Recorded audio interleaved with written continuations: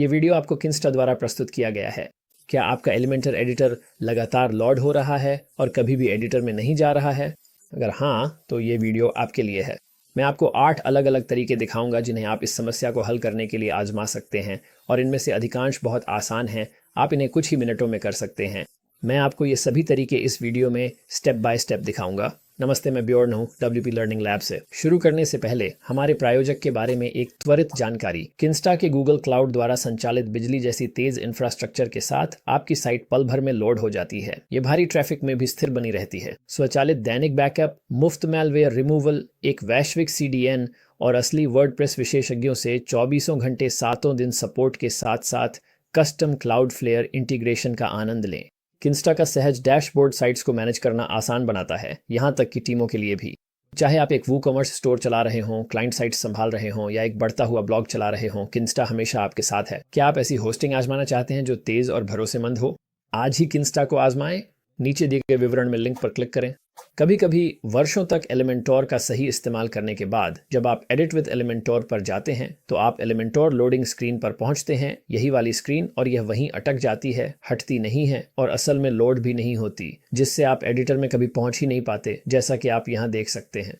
और ये वे 8 अलग अलग चीज़ें हैं जो आप कर सकते हैं अगर ये समस्या आपकी किसी साइट या क्लाइंट साइट पर आती है। पहली चीज़ है कि सुनिश्चित करें कि प्लगइन अपडेटेड है। तो वर्डप्रेस डैशबोर्ड में जाए, प्लगइन्स पर जाए, और अगर आपने एलिमेंटर फ्री इंस्टॉल किया है तो ये सुनिश्चित करें कि वह अपडेटेड है। अगर आपने प्रो वर्जन इंस्टॉल किया है तो ये भी सुनिश्चित करें कि वह भी अपडेटेड है।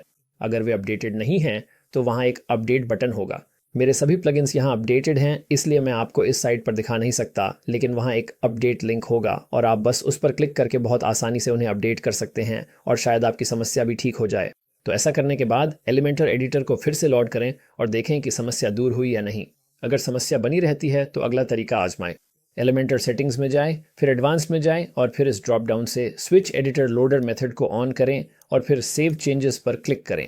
अब एलिमेंटर एडिटर को फिर से लोड करने की कोशिश करें और हो सकता है कि यह काम कर जाए। अगर इससे भी समस्या ठीक नहीं हुई तो शायद कोई प्लगइन या थीम का कॉन्फ्लिक्ट हो सकता है। ये पता लगाने का एक आसान तरीका है कि आप एलिमेंटर में जाएं और फिर टूल्स में जाएं। सेफ मोड के लिए इनेबल चुनें, डीबग बार के लिए इनेबल चुनें, सेव चेंजेस पर क्लिक करें और फिर किसी भी पेज पर एलिमेंटर एडिटर को लोड करें। हम यहाँ इस छोटे से बॉक्स को देखना चाहते हैं और ये लोडिंग स्क्रीन पर भी दिखाई देता है, और इसका काम ये है कि यह एलिमेंटर एडिटर को बिना किसी प्लगइन या थीम के प्रभाव के लोड करता है।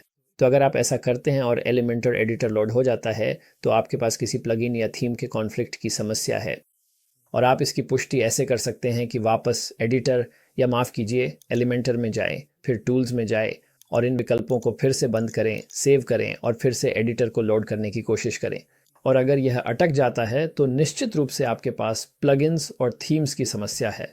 अगर ऐसा है तो अगला कदम यह है कि हम अपनी थीम को अस्थायी रूप से बदल देते हैं। हम अपीयरेंस में जाकर फिर थीम्स पर जा सकते हैं और यहाँ आप किसी दूसरी थीम पर स्विच कर सकते हैं ताकि देख सकें कि क्या अब एलिमेंटर एडिटर सही से लोड हो रहा है। अगर आप नहीं चाहते कि आपकी मुख्य साइट पर कोई असर पड़े तो आप यह काम स्टेजिंग साइट पर भी कर सकते हैं, क्योंकि अक्सर ऐसा होता है कि जब एलिमेंटर एडिटर लोड नहीं होता आपकी साइट बिल्कुल ठीक चलती है, बस एडिटर ही लोड नहीं हो रहा होता। तो अगर आप अतिरिक्त सावधानी बरतना चाहते हैं तो यह काम स्टेजिंग साइट पर करें। अगर आपको इसमें मदद चाहिए तो मैं ऊपर कार्ड में एक ट्यूटोरियल का लिंक दूंगा जिससे आप स्टेजिंग साइट सेटअप करना सीख सकते हैं।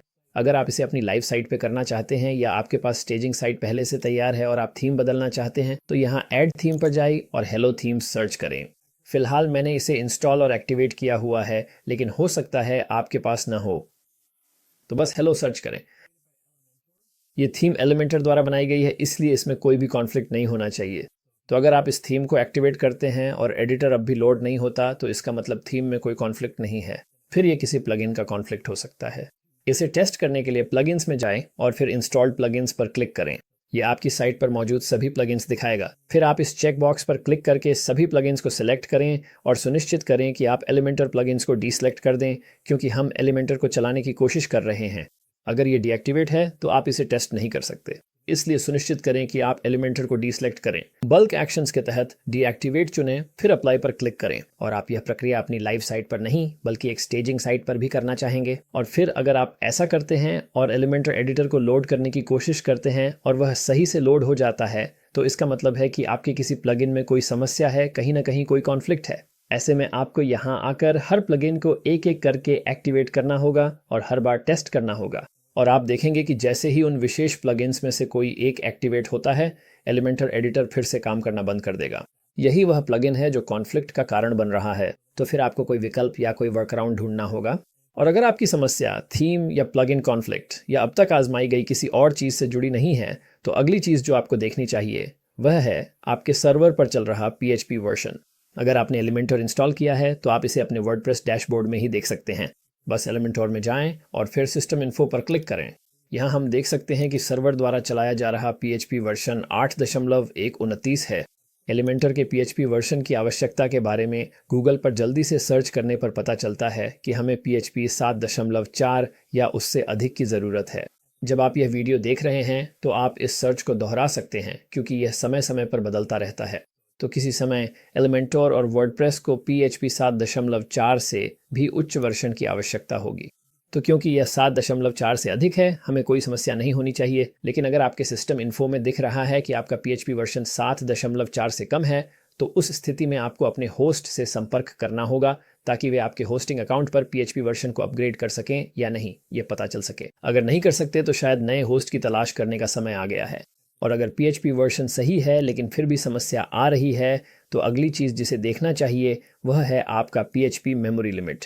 इस वेबसाइट के लिए ये 256 मेगाबाइट्स है। अगर ये 128 मेगाबाइट्स से कम है तो यही कारण हो सकता है कि आपका एलिमेंटर एडिटर सही से लोड नहीं हो रहा है। खुशकिस्मती से अपने WP कॉन्फ़िग फाइल के अंदर इस लिमिट को बढ़ाना बहुत आसान है।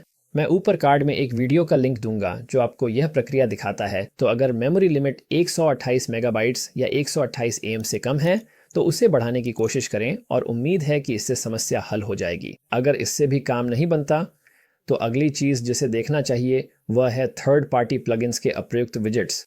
उदाहरण के लिए इस साइट पर हमारे पास ultimate addons for Elementor install है। अगर मैं इस प्लगइन के डैशबोर्ड पर जाऊं तो इसमें मुझे विजेट्स को ऑन और ऑफ करने की सुविधा मिलती है। तो मैं उन सभी को बंद करना चाहता हूं जिन्हें मैं इस्तेमाल नहीं करता।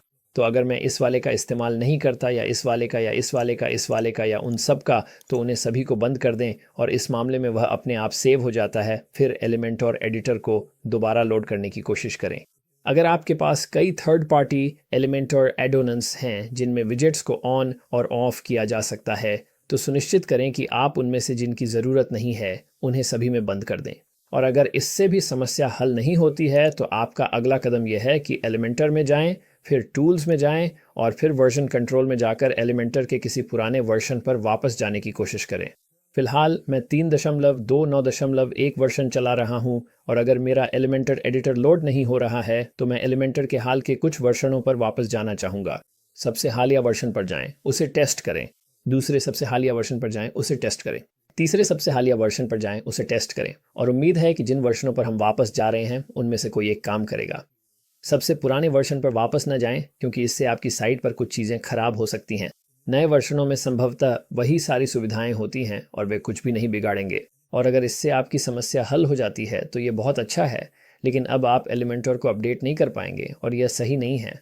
इसलिए आपको एलिमेंटर सपोर्ट से संपर्क करना चाहिए। वे आपसे एलिमेंटर के अंतर्गत सिस्टम जानकारी मांगेंगे और आपसे पूछेंगे कि क्या समस्या हो रही है और उसे समझने की कोशिश करेंगे, क्योंकि अगर आपको यह समस्या आ रही है तो और लोगों को भी आ सकती है। इसलिए वे अपने प्लगइन को अपडेट करना चाहेंगे ताकि यह समस्या दोबारा ना हो।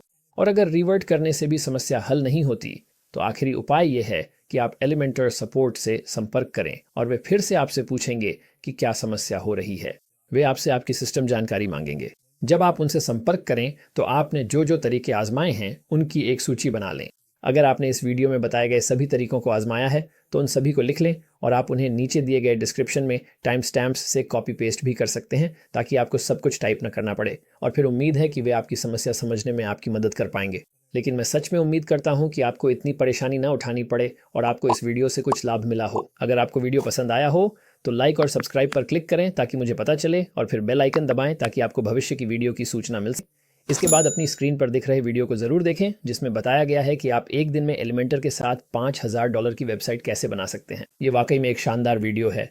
ये आपके लिए बेहद उपयोगी साबित होगा, इसकी मैं गारंटी देता हूँ। और इस वीडियो में जो कुछ भी दिखाया गया है वह फ़िलहाल मुफ्त है, तो इसे ज़रूर देखें और मैं आपको वहाँ मिलूँगा।